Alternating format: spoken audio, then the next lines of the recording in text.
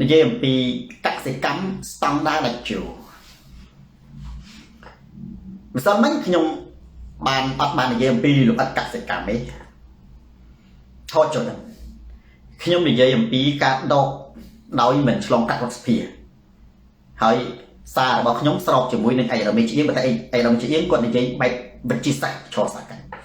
បែបអ្នកច្បាប់ខ្ញុំបែបអ្នកស្លាប់ខោនេះរដ្ឋមន្ត្រីកសិកម្មឥឡូវនេះតែងតាំងអូនពាន់មនីរដ្ឋស្ដីទីហើយចាប់ផ្ដើមបង្កើតក្រុមការងារដោះស្រាយវិបត្តិទឹកជំនន់អានេះវាដូចធ្វើការឆ្លោះជាមួយមេឃចឹងបងណាធ្វើការឆ្លោះជាមួយមេឃជាគ្នាមនុស្សល្ងងធ្វើការឆ្លោះជាមួយមេឃផ្នែកជិមឥឡូវខ្ញុំបង្រៀនហ៊ុនសែនបន្តិចទៅចោះខ្ញុំល្ងងល្ងីល្ងើទេមែនទេសម្រាប់ពលរដ្ឋធម្មតាកសិករខ្មែរបងប្អូនអ៊ីតុងថៃដើម្បីលើកស្ទួយកសិកម្មវាមានកត្តាច្រើនណាស់ដែលផ្គុំគ្នាប៉ុន្តែកត្តាទី1ដែលសំខាន់ជាងគេគឺពោលកត្តាបងប្អូនខ្លះណាម៉ូតអាលីប្រវែងគាត់ច្បាស់និយាយទៅកត្តាទីផ្សារកត្តាចំបាប់ផលិតកម្មកត្តាបង្កើតរោងចក្រអានឹងខ្ញុំសូមមិននិយាយទេទុកឲ្យអ្នកបច្ចេកទេសទេប៉ុន្តែមុននឹងមានកត្តាហ្នឹងណា time rise មានអាកត្តាមួយសំខាន់ជាងគេលក្ខគឺអីគឺប្រព័ន្ធធារាសាស្ត្រ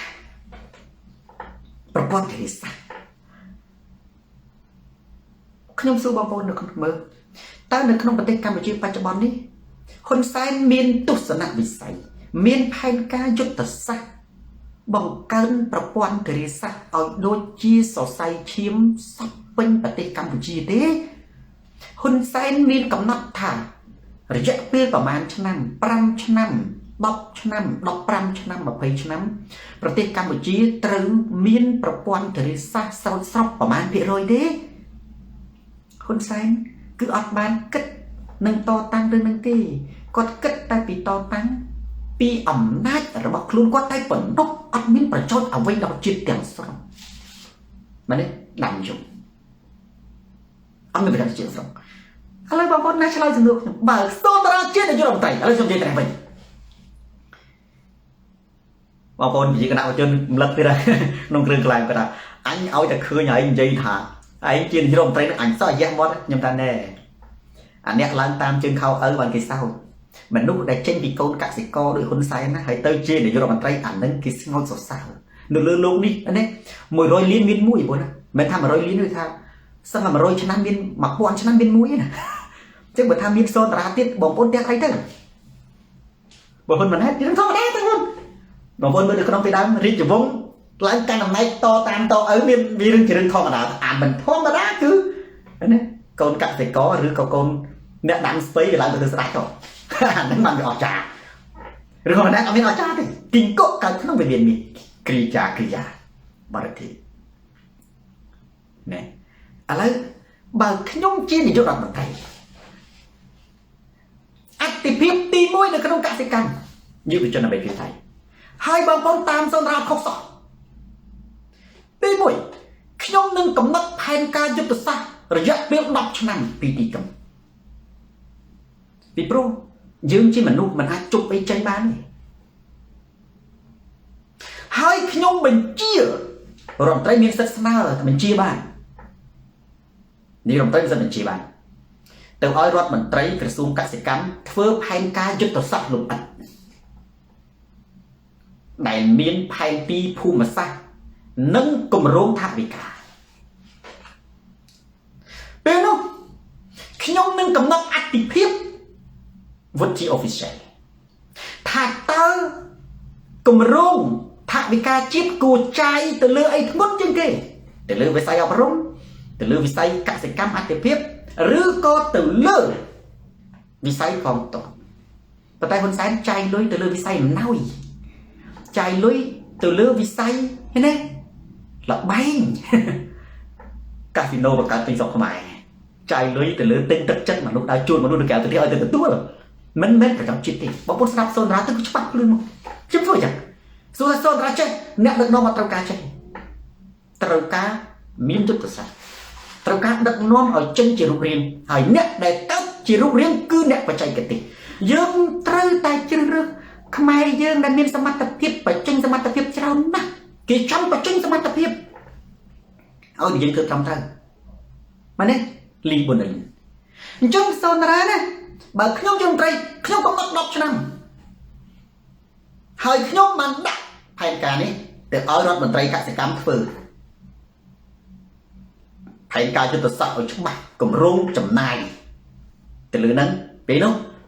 យើងនឹងកំណត់អតិភិបថាតើវាគួរតែជារឿងណាបងប្អូនអានេះណាពេលដែលគេចាយថវិកាអតិភិបពេលដែលមានពេលខ្លះយើងកំណត់10ឆ្នាំវាអាចសម្រេចមុនផែនការឬក៏អាចសម្រេចក្រោយផែនការអាស្រ័យទៅលើប្រធានសក្តិផ្សេងៗដែលកើតឡើងនៅក្នុងចន្លោះផែនការយុទ្ធសាស្ត្រពីព្រោះការកសាងនៃរចនាសម្ព័ន្ធប្រព័ន្ធធារាសាស្ត្រមួយរាវីកុង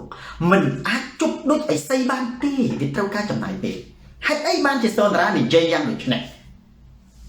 ពីព្រោះបងប្អូនខ្ញុំប្រៀបឲ្យប្រៀបធៀប3ចុះប៉ុលពតហ៊ុនសែននិងវៀតណាមខ្ញុំនិយាយពីវៀតណាមមុនចុះចាំទីវៀតណាមក្រោយពេលសង្គ្រាមប្រទេសវៀតណាមបានដាក់គោលដៅប្រទេសកសិកម្មពេលវៀតណាមធ្វើអីមុនគេគឺបង្កើតប្រព័ន្ធធារាសាស្ត្រសូរិយាកំពតហើយផែនការយុទ្ធសាស្ត្រគេកំណត់ប្រមាណឆ្នាំដាសានីគឺ15ឆ្នាំបងប្អូនទៅមើលផែនការយុទ្ធសាស្ត្ររបស់វៀតណាមបាយ Google អញ្ចឹងវៀតណាមក្នុងអំឡុងពេល15ឆ្នាំគឺគេត្រូវតែកសាងហេដ្ឋារចនាសម្ព័ន្ធប្រព័ន្ធធារាសាស្ត្រឲ្យបានសពពេញប្រទេសពេលនោះបងប្អូនបានមើលហើយជាពិសេសអ្នកនៅព្រំដែនបងប្អូននៅព្រំដែនវៀតណាមទៅដឹងបងប្អូននៅកន្លែងព្រំដែនមានភ្នំឬមានដើមថ្នោតឡើងទៅកលេចខែប្រាំងកលេចមកទឹកដីខ្មែរហុយទៅលងខ្មៅលងឹតកលេចទៅទឹកដីវៀតណាមខៀវស្រពោមបងប្អូនកន្លែងណាមានភូមិមនុស្សទៅដល់កន្លែងនឹងមានប្រព័ន្ធធារាសាស្ត្រប្រទេសកម្ពុជាកន្លែងណាមានបឹងកន្លែងនឹងលុបកន្លែងណាមានទន្លេកន្លែងនឹងលុបកន្លែងណាមានសមុទ្រកន្លែងនឹងលុបកន្លែងណាមានស្ទឹងលុបអាស្ទឹងហូរបាត់អស់នេះលុបយកដីលុបមិនតែប៉ុណ្ណោះវ៉ាន់សាឡេងណាដោទៅយកដីប្រជាជនដល់តែពេលលុបអស់បឹងលុបអស់បឹងលុបអស់សមុទ្រលុបអស់ភ្នំលុបហើយទៅលុបអង្គរវត្តបណ្ដោយអាបកាច់យកកងញ៉ាំដល់នេះទៅលុបអង្គរវត្តអត់ហើយអស់ហើយលុបនេះរត់ស៊ីអង្គរវត្តដូចទៅគិតទៅពីលុបនៅលុបតែមកទៅដេញប្រជាជនតាញញឹមអានេះគឺបញ្ជាក់អំពីសមត្ថភាពមនុស្សអត់ណាដោយសូនតារាជានាយករដ្ឋមន្ត្រីណាគឺបងប្អូនអាចប្រៀបធៀបថាហ៊ុនសែនអត់ណាអត់ណាគាត់តែស្ដាប់ចំណេញសូនតារាទៅក៏លេចឃើញថាហ៊ុនសែនមានផែនការយុទ្ធសាស្ត្រណាអញ្ចឹងបើយើងនិយាយពីមួយប្រទេសវៀតណាមរយៈពេល15ឆ្នាំគឺគេសម្រេចណាគោលដៅរបស់គេមានប្រព័ន្ធធារាសាស្ត្រទូទាំងប្រទេសឥឡូវគេនៅតែធ្វើអញ្ចឹងគាត់តែអាចសម្រេចបាន15ឆ្នាំប៉ុលពតបងប្អូនមានដឹងថាប្រទេសកម្ពុជាប្រព័ន្ធធារាសាស្ត្រដែលយើងប្រើបច្ចុប្បន្នហ្នឹងគឺជាស្នាដៃរបស់អាពតទេណាបូហ្វាជេឡាសឺចំណាចំបក់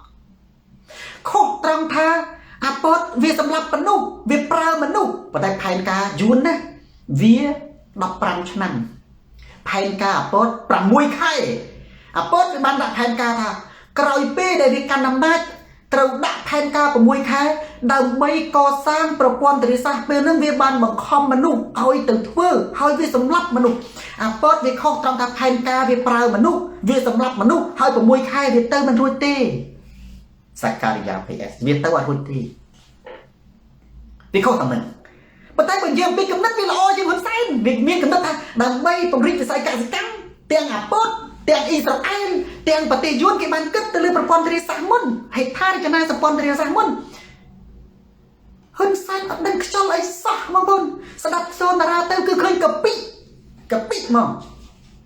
បងប្អូនអត់ស្ដាប់សូនតារាមើលទូរទស្សន៍គណៈបព្វជិជនមិនដឹងតែហ៊ុនសែនកាពិបងប្អូនស្ដាប់តែហ៊ុនសែនទៅចែកដោយអស់ចាចែកដោយមានអស់ចាហ៊ុនចែកការងារឲ្យប្រជាជនបានទៅអស់ចាបង្កើតការងារឲ្យពលរដ្ឋខ្លាយទៅជានេះឲ្យថៃមកសុំការងារយើងធ្វើឲ្យកូរ៉េរុកមកធ្វើការនៅស្រុកខ្មែរវិញដាវីតកុំឲ្យខ្មែរទៅធ្វើការអានឹងបានអស់ចាបើឲ្យរុកទៅធ្វើការស្រុកគេ ធ្វើការសុខគេធ្វើការកសកម្មហ្នឹងជួនកាលកសកម្មទៅខ្មែរមិនឲ្យខ្មែរធ្វើមែនទេរដ្ឋសាស្ត្រចុះហ៊ុនសែនអត់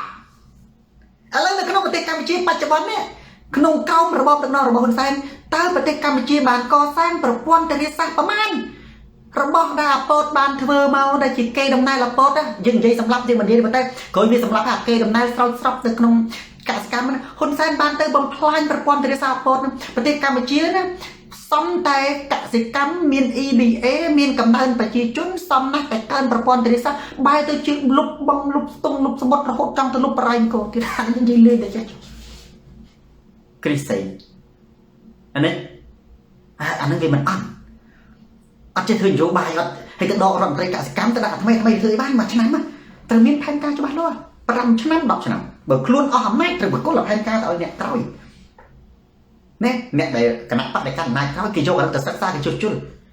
ប៉ុន្តែបងប្អូនអាចទៅសួរតែចេះរ៉ាក់ទីគេថាអេលោកគ្រូអាពតវាធ្វើ6ខែអានឹងអត់ត្រូវទេកំណត់វាត្រូវប៉ុន្តែការអនុវត្តវាខុសវាប្រេងផ្សៃគេថាអេចេះជួនគេដាក់ផែនការទេបុរា15ឆ្នាំមិនបានជាសូនតារាដាក់ផែនការទៅ10ឆ្នាំក្នុងប្រទេសកម្ពុជាបងប្អូនអាចសួរចេះទេសូនតារាក៏ខ្លាំងណាស់សម័យកាលវាខុសគ្នាកាលពីយួនដាក់ផែនការវា15ឆ្នាំហ្នឹងពិភពលោកបច្ចេកវិទ្យាគ្រឿងចក្រគ្រឿងយន្តវាអត់តរីចម្រើនទេវាអត់តរីចម្រើនទេព្រោះយួនវាធ្វើហ្នឹងក្រោយសម័យសង្គ្រាមនេះក្រោយសម័យសង្គ្រាមឆ្នាំ70អត់ទេ70ចាឆ្នាំ70ប្រព័ន្ធបច្ចេកវិទ្យាតរីចម្រើនទេសូនតារាថា10ឆ្នាំហ្នឹងចេកសិនចាត់វាច្រើនពេកផងហេតុអីព្រោះសម័យឥឡូវបច្ចេកវិទ្យាទំនើបប្រព័ន្ធគ្រឿងយន្តវាបង្កើនល្បឿននិងគុណភាពជាងកាលពី50ឆ្នាំមុនអ្វីដែលយួនដាក់ផែនការ15ឆ្នាំហ្នឹងណាគឺវា50ឆ្នាំមុនប៉ុន្តែសូនតារាដាក់ផែនការនេះគឺឥឡូវមិន50ឆ្នាំមុនទេ100ឆ្នាំ700ថា70ឆ្នាំមុនចុះ70ឆ្នាំមុនប៉ុន្តែអ្វីដែលផែនការដែលសូនតារាដាក់គឺឥឡូវយួនដាក់ផែនការសម័យដែលបច្ចេកវិទ្យាប្រព័ន្ធធារាសាស្ត្រណាបច្ចេកទេសយានយន្តមិនទាន់ទំនើបគ្រឿងចក្រអត់ទាន់ទំនើបសម័យឥឡូវគ្រឿងចក្រវាទំនើបជិតខ្ញុំដាក់10ឆ្នាំគ្រឿងចក្រទំនើបមែនទេហើយណាបងប្អូនក្រោយពេលប្រទេសកម្ពុជាមានប្រព័ន្ធធារាសាស្ត្រស្រោចស្រពហើយណាយើងនឹងមានអ្នកជំនាញសិក្សាអំពីវិទ្យាសាស្ត្រទឹកវិទ្យាសាស្ត្រទឹកហ្នឹងគេសិក្សាមិនគេសិក្សាណាតើប្រជាជននៅក្នុងមួយរដូវនោះប្រើប្រាស់ទឹកអស់ប្រមាណគេកណនាមកគណិតវិទ្យាមិនលេខសោកទេសួរសម្រាប់ធ្វើបានខ្ញុំមានកំណត់តែអ្នកជំនាញអាចធ្វើឲ្យខ្ញុំបានតែប៉ុន្តែខ្ញុំនិយាយលេងរហូតគេអាចដឹងកណនាទឹកថាប្រជាជនណាកសិកម្មនៅក្នុងប្រទេសកម្ពុជាក្នុងមួយឆ្នាំត្រូវទឹកអស់ប្រមាណរដ្ឋត្រូវត្រៀមទឹកប្រមាណទឹកដើម្បីឆ្លើយតបចុះគេមានទឹកចំនួនគេទឹកចំនួនគេមានរបៀបបម្រាប់ទឹកអានេះគ្រោះធម្មជាតិម្ដងមកកាលហើយនេះ agent អានឹងយើងមិនថាទេ PSN agent ប៉ុន្តែក្រោយពេលទឹកចំនួនក៏ឲ្យទឹកវាទៅអស់ទឹកវាទៅអស់ពីភូមិពីឃុំពីទីក្រុងមែនប៉ុន្តែនៅក្នុងប្រព័ន្ធធារាសាស្ត្រស្ទឹងបឹងបួត្រូវចេះមានអ្នកជំនាញគ្រប់គ្រងទឹកមកវិញទឹកលើសប្រហូរចេញនេះឲ្យនៅត្រឹមមកគ្រប់គេត្រូវដឹងថាឧទាហរណ៍ថាបើមានភាពរាំងស្ងួតតើយើងត្រូវការទឹកប្រមាណមិនទៅដឹកទឹកពីដុំឬក៏ដឹកទឹកដបតើឲ្យប្រជាជនទេនៅល្ងើអត់ចេះដឹកនាំប្រទេសអត់ចេះដឹកនាំប្រទេសទេបែរនេះសេងហនក្រាទីបុផាច័ន្ទអញ្ចឹងបើបងប្អូនស្ដាប់សូនតារាទៅគឺហ៊ុនសែនកពីករបស់អន់មែនទែនហ្នឹងហើយដែលខ្ញុំឲ្យឈ្មោះថាកសិកម្មស្តង់ដារតេជោបើសូនតារាជានាយករដ្ឋមន្ត្រីសរុបមកវិញខ្ញុំនឹងធ្វើផែនការយុទ្ធសាស្ត្រ10ឆ្នាំណាហើយចាត់អតិភិបថវិកាខ្ញុំនឹងកសាងប្រព័ន្ធធារាសាស្ត្រស្រោចស្រពពេញប្រទេសកម្ពុជាជាមុនហើយរឿងថាទីផ្សាររឿងចម្បាក់វត្តកម្មអានោះរឿងអ្នកបច្ចេកទេសផ្សេងទៀតប៉ុន្តែទី1ប្រព័ន្ធធារាសាស្ត្រហើយខ្ញុំជឿថាណាសូមវិនសូសម្រាប់បានព្រោះឥឡូវបងប្អូនតើហ៊ុនសែនធ្វើអីបានអីឡើយបានពីពុះដីលោកបានពីដើរលោកបាំងលោកស្ទឹងហ្នឹងអារបស់គេកសាងដូចបំផ្លាញតិចហ្នឹងអាហ្នឹងទឹកលិចក៏ជាការចូលចំណាយដែរព្រោះទឹកវាកន្លែងទៅធម្មតាទាំងអស់ហ្នឹងទឹកវាមានកន្លែងទៅវាហូរលឿនវាមានកន្លែងចូលតែទឹកអត់ឡើងចូលទេមិនចូលផ្ទះដូចជានៅខេត្តខ្លះលេងលុបស្ទឹងមកហើយបងប្អូននេះអានេះឈួតសុទ្ធហ hơi đã na đi bên này lúc bộ ở nhà thò nâng đi xì lôi cái đứa có bộ này nâng mi nằm nát mi ta đau do lôi bộ đầm sân đây bộ cho ai khai đấy nâng mi ta đau lúc bắt đầu nên đây ban oi từ cầm nát bên oi từ cà phê bị chơi trốn đấy đấy bọc mảng từ dọc đây và tiền chết bù lộ vào sự sự kiện chẳng na nhung con chụp riệp tha song đa hôn sai nâng cứ ăn mình tên